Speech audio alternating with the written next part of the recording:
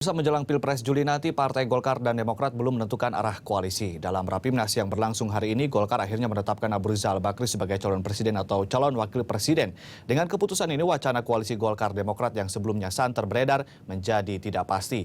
Bagaimana sikap akhir kedua partai tersebut dalam menghadapi Pilpres mendatang? Untuk membahasnya sudah bersama kita juru bicara Partai Demokrat Ruhut Sitompul dan pengamat politik LIPI Syamsuddin Haris. Dan nanti juga akan bergabung Wakil Ketua Umum Golkar Fadel Muhammad.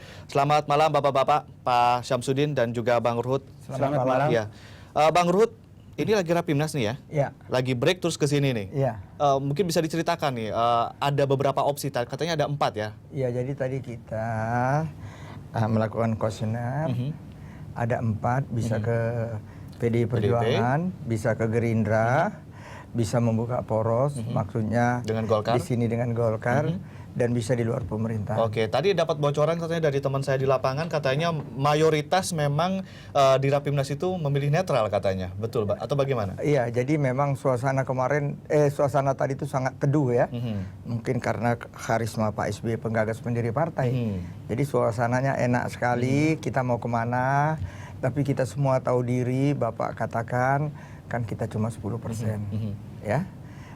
Memang opsi ketiga itu bersama Golkar, tetapi dalam hal ini yang kita bisa tangkap keinginan baik Pak SBY, Pak Ical, dan ini gagasan dari Pak SBY. Saya rasa seorang negarawan sangat baik mengatakan gagasan ini, dua-dua tokoh ini menjadi kingmaker. Satu Ical kingmaker di partainya, kalau bapak kita di partai kami, Pak SBY. Oke. Jadi kalau memang ada di luar Pak Ical yang mau dicalonkan, kita oke-oke aja.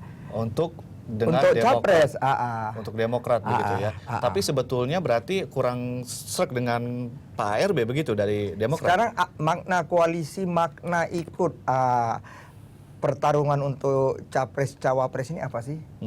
Kan untuk menang, ya. Artinya kalau dengan Pak ARB kemenangannya jadi tipis begitu ya, peluangnya begitu. Tanyakanlah kepada rumput yang bergoyang.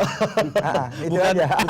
Bukan rumput yang bergoyang ya. Tanyakan aja kepada rumput yang bergoyang. Ini bukan sedikit sedap tapi teduh-teduh sedap tadi Anda bilang ya. Tapi katanya ini di lapangan katanya lebih dominan untuk netral begitu. Artinya lebih memilih untuk di luar pemerintahan. Iya, jadi memang saya juga bangga ya. Mulai melihat kader-kader Demokrat, apalagi melihat kewibawaan Pak SBY, semua sadar betul. Pilihan keempat kayaknya pilihan karena lebih baik kita di luar, ya. Kita tidak usah dalam pemerintahan. Bagi kami, jabatan itu bukan segala-galanya. Kekuasaan bukan segala-galanya. Kekuasaan begitu ya? itu bukan segala-galanya. Bagi kami, bagaimana kita bekerja untuk rakyat, rebut menangkan hati rakyat, karena suara rakyat, karena partai kami selalu mengatakan suara rakyat itu suara Tuhan. Jadi bukan jabatan. Kalau Golkar, suara rakyat. Kita ke Pak Syamsuddin, Pak. Ini lebih memilih untuk netral atau bisa dikatakan lebih memilih untuk jadi oposisi begitu ya? Komentar Anda bagaimana nih Pak? Saya pikir bagus-bagus saja sih, nggak ada masalah. Sebab bagaimanapun mestinya memang ada partai politik yang fokus untuk legislasi di Dewan gitu ya, di Senayan sana. Pada 5 tahun ke depan ini tidak ada salahnya kalau Partai Demokrat ke sana dengan tidak memilih salah satu kubu koalisi. Dan kita tahu bahwa negosiasi dengan Partai Golkar itu kan sejauh ini belum berhasil ya. Sehingga kemungkinan munculnya poros ketiga atau kubu ketiga dalam pencalonan presiden itu sangat kecil. Oke, Bang Ruhut, tadi Anda mengatakan bahwa sebetulnya Demokrat dengan Golkar mungkin saja asal capresnya yang punya elektabilitas yang tinggi. Artinya selain ARB begitu ya? Itu yang saya katakan. Katanya Golkar, apalagi saya juga pernah di sana kan. Saya tahu banget. Golkar itu terlalu banyak kepala sukunya. Ya, ibarat mataharinya banyak banget. Dan selalu kan mendengung-dengungkan.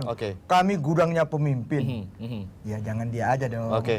Dan yang satu yang saya dan kader semangatnya tumbuh, apa itu?